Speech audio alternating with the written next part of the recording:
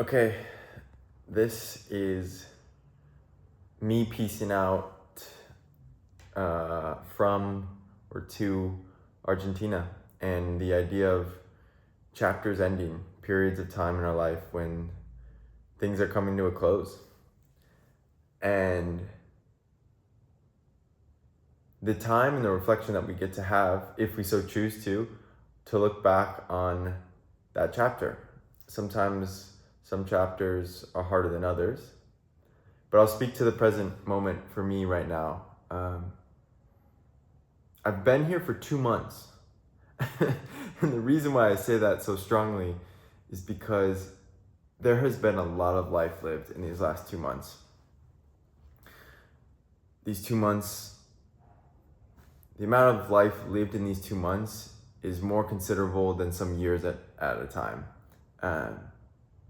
And I think we, at different parts of our life, feel that. We're just the nature of what's going on, sometimes the difficulty of what's going on. Time takes a different meaning in that period. Time, experience, me, all of that in these last 2 months has been redefined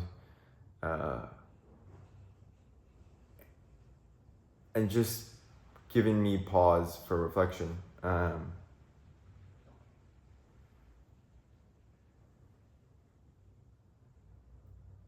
And also the idea of sometimes the chapter after it isn't always known, where I am closing the chapter on Argentina, but I'm also opening a chapter, and I've found I've been doing this a lot, but opening myself back to the universe, because I don't necessarily have a here's what the next chapter is going to be. And I'm okay with that. It's very much how I'm living right now, and I appreciate that.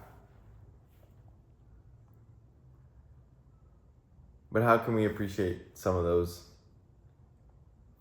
chapters in our lives where we live a lot of life in a short span of time? Which also begs the question, when we talk about age, like we use age as a reference point, which is fair, but we use it as a reference point for a lot of things. And especially even in what I'm doing right now in coaching, age is, and also definitions of coaching, age is used as a metric for the amount of life lived. If you're 40 years old, you've lived 40 years of life. But what does it even mean to live 40 years of life? I'm sure if I took one person here and one person there, and they're both 40 years old, they've lived very different definitions of life, of what 40 years of life means. I guess where this is going, which I didn't expect this to go, but like the idea of, what do we do with the months, the days, the years that we have right now? And I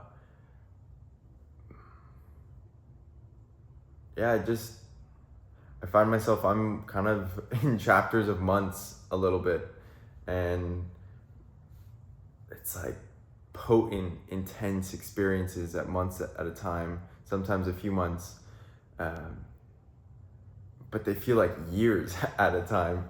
At least I feel like I've just gone through a full experience and reinvented myself. I guess that's just part of us, or me, I guess, in my journey, stepping into each and next iteration, evolution of myself.